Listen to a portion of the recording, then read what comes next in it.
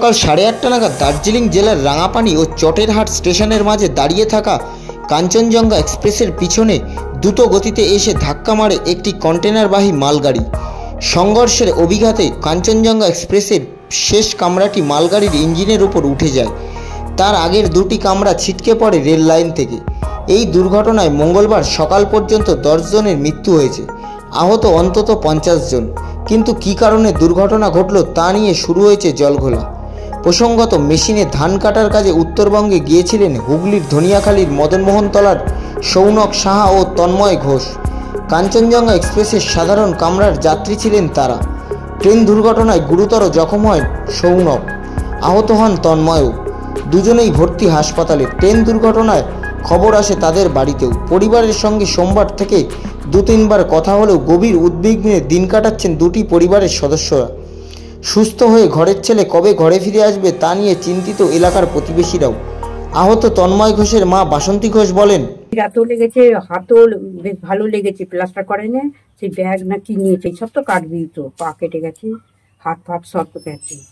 সৈনক সাহার বাবা প্রদীপ সাহা বলেন, আমরা খবর পেয়েছি তো 11টার পর আমার বোন খবর পায় আগে, তারপর তো আমরা পেয়েছি। খবর কে দিল? খবর ওখান থেকে কেউ না একটা মেয়ে খবরটা দিয়েছিল। হ্যাঁ, আমার এখানে একটা ভাইপো আছে, ভাইপো ফোন করেছিল, তার ছেলে আমার সুস্থভাবে বাড়ি আসুক। অন্যদিকে ট্রেন দুর্ঘটনার খবরে সমব্যথী এলাকার বিধায়ক অসীমা পাত্র। মুখ্যমন্ত্রীর থেকে ফোন পেয়ে আহত পরিবারের সঙ্গে দেখা করেন তিনি। বিধায়ক জানান, আমার ধনিয়াখালী দুজন আছেন, একজন হচ্ছে তন্ময় ঘোষ আর একজন হচ্ছে সৌনক সাহা। এই দুজন তারা ওখানে কোনো কাজে গিয়েছিল, তারাও ওই ট্রেনে ছিল। তারা অল্প বিস্তরে 3 জন হয়েছে। হসপিটালে গিয়ে তাদের সাথে আমাদের মাননীয় মুখ্যমন্ত্রী মমতা বন্দ্যোপাধ্যায় দেখা করেছেন। যখনই শুনেছে যে এদের ধনেখালি বাড়ি, তখনই তাদের সাথে নাম্বার নিয়ে আমাকে সঙ্গে সঙ্গে ফোন করে। আমি তাদের বাড়িতে কালকেই ফোন পাওয়া মাত্র, সিএম এর ফোন পাওয়া মাত্রই আমিও তাদের বাড়িতে গিয়েছিলাম এবং ওনাদেরই যে দুজনের অ্যাক্সিডেন্ট হয়েছে তাদেরও ফোন নাম্বার আমাকে দিয়েছিল। আমিও তাদের সাথে সঙ্গে সঙ্গে কথা বললাম। তারা আপাতত ভালো আছে। একজনের শোল্ডারে লেগেছে, দুজনেই এখনো পর্যন্ত হসপিটালে আছে। এবং কালকেও দিদি বলেছেন যে বাড়িতে আমরা গিয়েছিলাম যাওয়ার জন্য, এবার বাড়ির লোকেদের পাশে থাকার জন্য কালকে আমরা সবাই গিয়েছিলাম।